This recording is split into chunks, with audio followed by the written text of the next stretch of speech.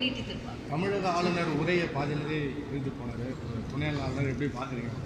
ஒரு சட்டப்பேரவை அதில் கமெண்ட் சொல்ல விரும்பலை. ஆனால் ஒன்னே நான் சொல்கிறேன், சபாநாயகரோட நடவடிக்கை தான். ஏன்னா நான் ஒரு ஆளுநராக இருக்கிறதுனால ஆளுநர் போவோம், உரையை வாசிப்போம், முடித்த உடனேயே ஆளுநரை அங்கே தெலுங்கானாவில் முதலமைச்சர், சபாநாயகர் மற்றும் மேல் சபை தலைவர் கொண்டு கூட்டிகிட்டு போகிற மாதிரியே வெளியே கொண்டு அவங்க காரில் ஏற்றுறது வரைக்கும் வருவாங்க. இங்கே சபாநாயகர் தான் கூட்டிகிட்டு வருவார். அதனால சரி, அவர் அவரோட உரை தமிழாக்கத்தை வாசித்தார். அது வரைக்கும் கவர்னர் பொறுமையாக இருந்தார்.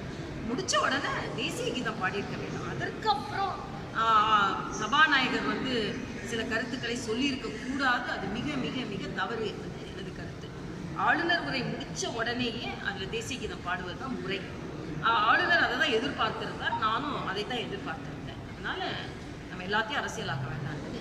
கிளாம்பாக்கம் பேருந்து நிலையம் பிரச்சனை பார்த்து நம்ம